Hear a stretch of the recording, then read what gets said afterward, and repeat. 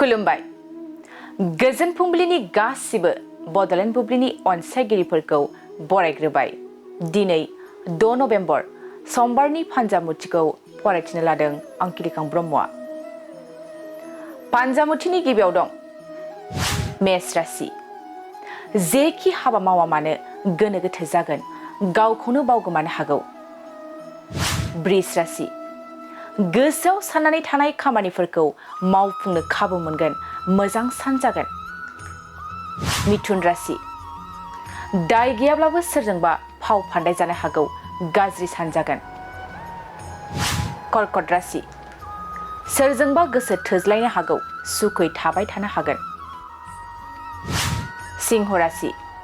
सोमोन्दो नागारलायनो हागौ, गोसोआ असान्ति जागोन, गाज्रि सान जागोन।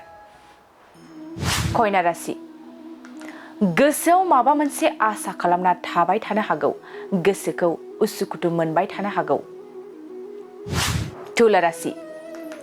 मोजां हाबा मावनानै बयजोंबो बाख्नाय जागोन, जोबोरैनो गोग्गाथाव सान जागोन। वृश्चिक राशि। मानिबा जाहोनाव गावखौनो खाजानो गिनो हागौ, गोसोखौ सुख सान्ति मोननाय नङा। धनु राशि। गावनि आंगोजों गावस्रालायनो हागौ, सानब्लाबो सानस'नो हायै जागोन, गाज्रि सान। मकर राशि।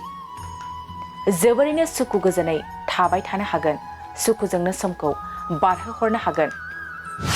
कुम्भ राशि। आगोलाव सोरजोंबा सोमोन्दो गाज्रि जाना दङमोनब्ला दिनै गोरोबफिनलायनो हागौ, मोजां सान। मीन राशि।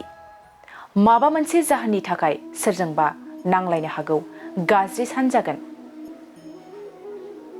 दिनै सानसेनि राशि फरायथिनायाबो एसेनोसै। आसा खालामो नोंथांनि दिनैनि साना मोजाङै मोजां थांगोन, बेखौ बडलेण्ड बुब्लि नखरनिफ्राय मिजिंथिबाय। दानिया फैदो नोंथांनि फान्जामुथिखौ बडलेण्ड बुब्लिनि हेफाजाबजों मिथिना लानि। गोजोन्थों।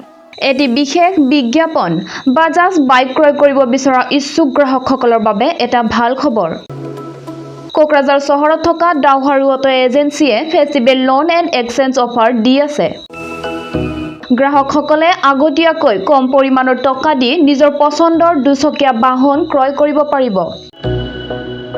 বাজাজ কোম্পানীৰ সকলো ধৰণৰ মডেল পোৱা যাব। Pulsar, city, Platina, avenger, Dominar আৰু নতুনকৈ লঞ্চ হোৱা বাজাজ মডেলৰ পালচাৰ N150 খনো পোৱা যাব। ডাউহাৰু অটো এজেন্সিয়ে গ্ৰাহকসকলৰ বাবে RC ইঞ্চুৰেঞ্চ আদিকে সাঙুৰি 9,999 নিম্নতম পৰিমাণৰ টকা দি দুচকীয়া বাহন ল'ব পাৰিব।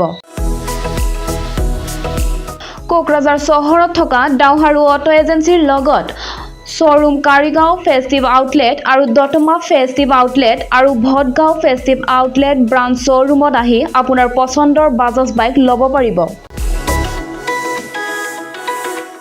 ডাউহাৰু অটো এজেন্সি শ্বৰুমে ভাল অফাৰ গ্ৰাহকসকলৰ বাবে আনিছে। তাৰে ভিতৰত 5 লিটাৰ পেট্ৰল ফ্ৰী, 2টা হেলমেট ফ্ৰী, ফ্ৰী এচিয়ৰ্ড গিফ্ট প্ৰদান কৰা হ'ব আৰু এক্সচেঞ্জ সুবিধাও এভেইলেবল আছে।